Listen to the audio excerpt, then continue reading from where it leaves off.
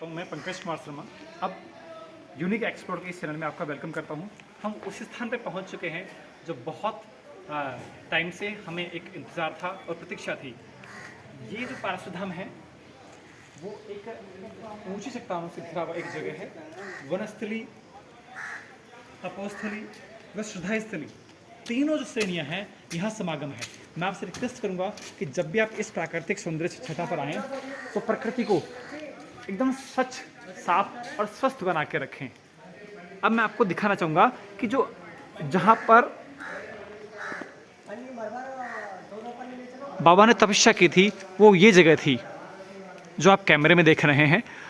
आपको एक चीज़ देख करके अजीब लगेगा और अद्भुत एक विश्वास होगा कि देखो ये जब तपस्या की थी तो उसके धुएं से जो लपटें निकली, उसके तपो से जो धुआं निकली, उससे बनी हुई ये चीज़ बताते हैं। प्राचीन जो वेद बताते हैं वो बखान करते हैं। यहाँ पे किस तरह से कबूतर उड़ रहे हैं, ये पापा के वो बाबा की जो श्रद्धा स्थली है।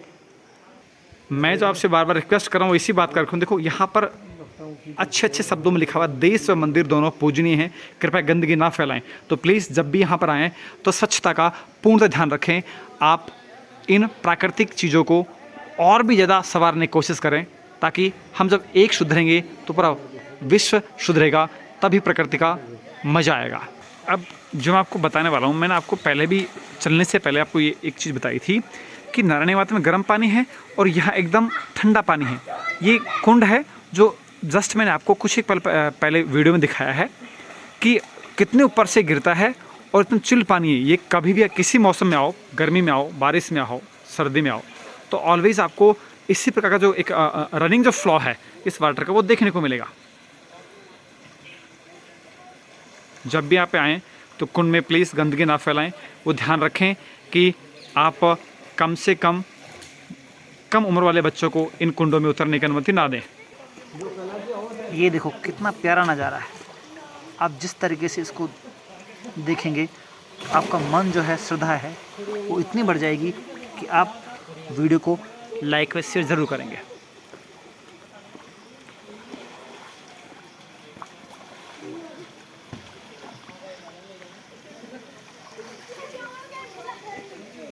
अब मैं आपको वो चीज़ दिखाने जा रहा हूँ जो आपने अद्भुत और अनुपम अदृश्य चीज़ है। ये जो हर जगह पर देखने को नहीं मिलेगी।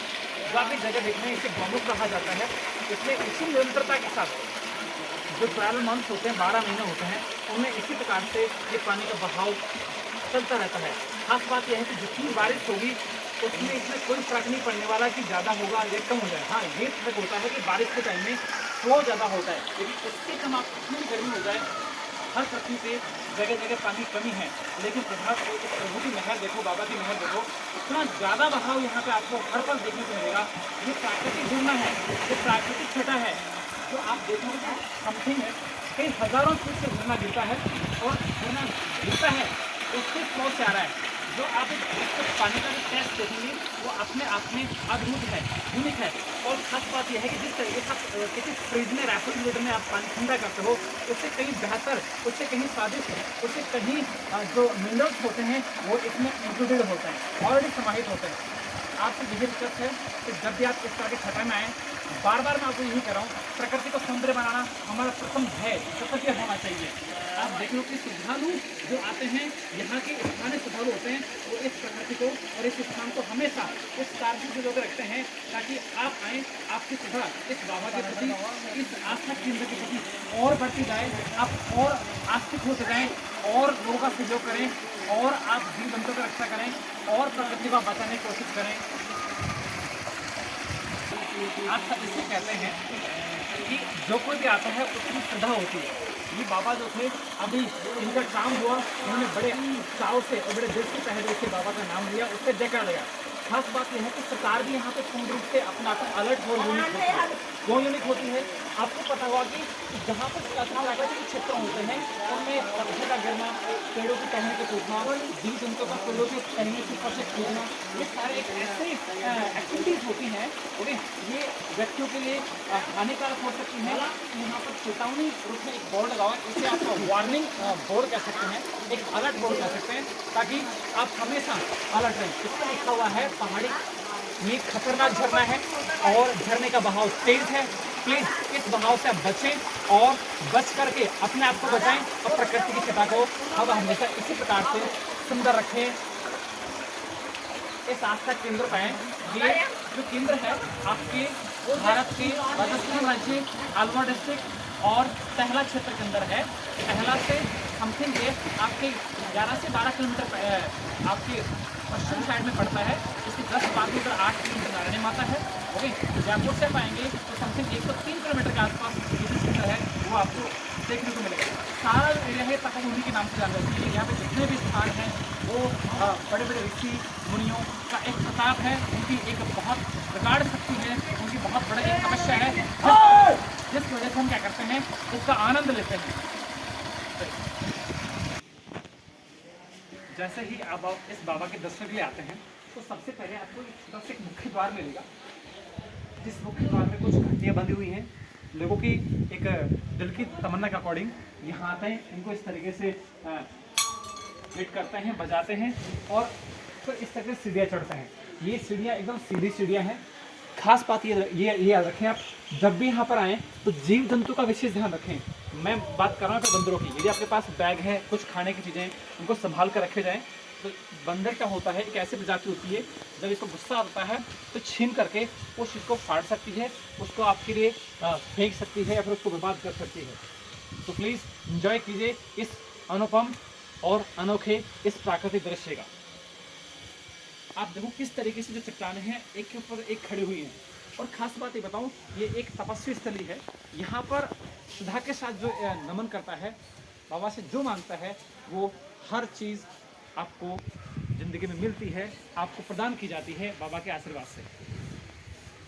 इस तरीके से देखो किस तरीके से पूरी सीढ़ियाँ हैं, लेकिन इसको डिस्टर्ब नहीं करता है क्योंकि पता है कि ये अपने आप एक ऐसा जीव है, बैल है, जो यहाँ पर सीढ़ी में आकर आराम करता है।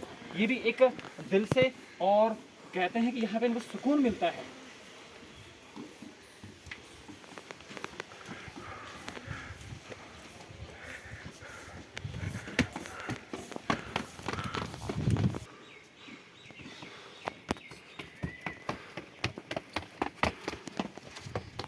अब आप देख सकते हैं कि जिस तरीके से चट्टानें हैं, विशाल चट्टानें, इनके नीचे जहाँ पर भी गैप दिख रहा है वहाँ पर आपको मधुमक्खियों के जो बड़े बड़े छत्ते हैं वो देखने को मिल रही है। आप सबसे बड़ी खास बात है, नीचे जितने भी पेड़ हैं, यहाँ की धर्मशालाओं के अंदर सवामनी होती है। आप कह सकते हैं कि जो कंडे होते हैं गोबर के, वो सुकून की जो धुआं निकलती है उससे ये नहीं उड़ती। और वैसे अपने साइड घर वगैरह में कोई ऐसे टच भी कर देता है, मार देता है, तो ये उड़ करके आदमी का वो हालात कर देती हैं, इंसान का वो हालात कर, जिसे आप कल्पना भी नहीं कर सकते हैं।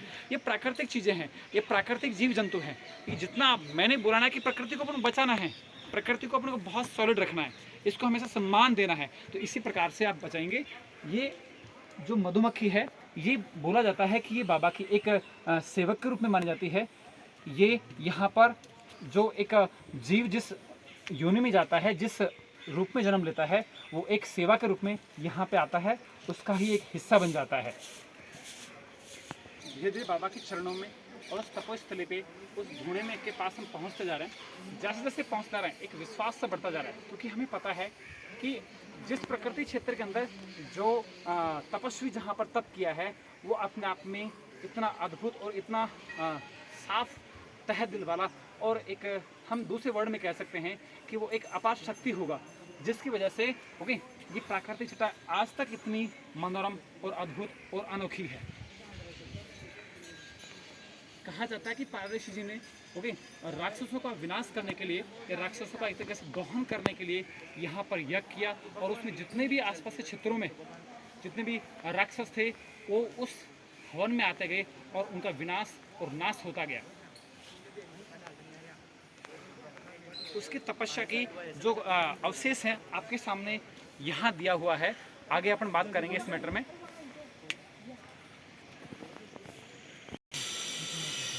You may have the great enjoy of this nice and greenery nature, which is so touching with the heart and feelings of the human beings.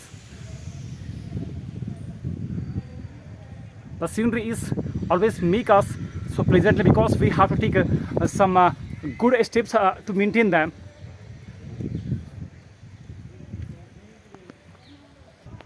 ये वही तपोभूमि है जहाँ पर हम पहुँच चुके हैं।